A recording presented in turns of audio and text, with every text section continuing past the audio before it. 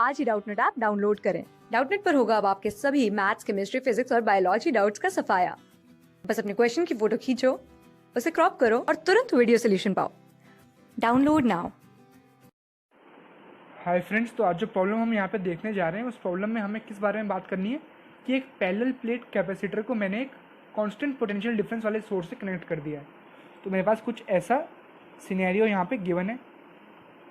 तो मैंने एक कैपेसिटर जिसका मैं यहाँ पे कैपेसिटेंस को अज्यूम कर रहा हूँ कैपिटल C, तो इसको मैंने लेट से यहाँ पे कनेक्ट कर दिया एक बैटरी जिसका कांस्टेंट EMF है कैपिटल E। तो क्वेश्चन मेरे से गिवन ऑप्शंस पे यहाँ पे मेरा कमेंट पूछ रहा है। तो यहाँ पे गिवन ऑप्शंस को अगर मैं स्टडी करता हूँ तो मेरे पास पहला ऑप्शन गिवन है कि all the charge drawn from source is stored in the capacitor.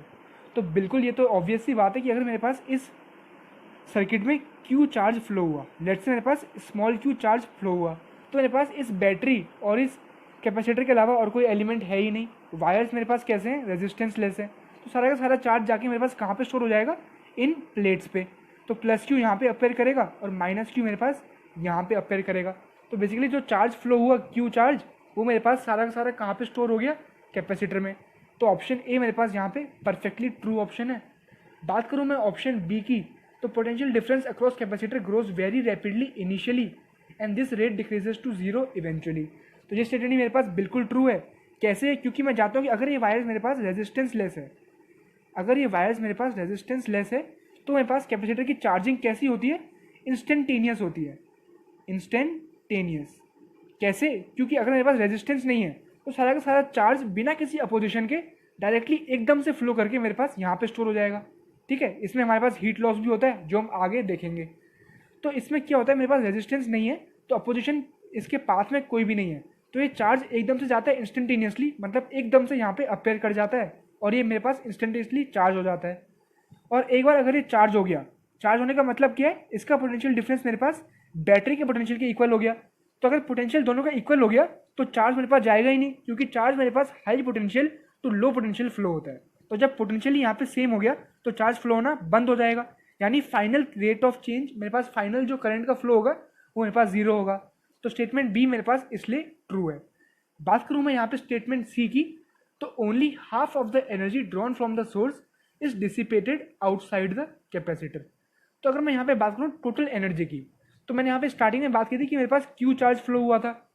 तो अगर बैटरी से Q चार्ज फ्लो हुआ है तो बैटरी ने कितना वर्क किया, Q टाइम्स E, है कि नहीं? तो बैटरी ने QE वर्क किया।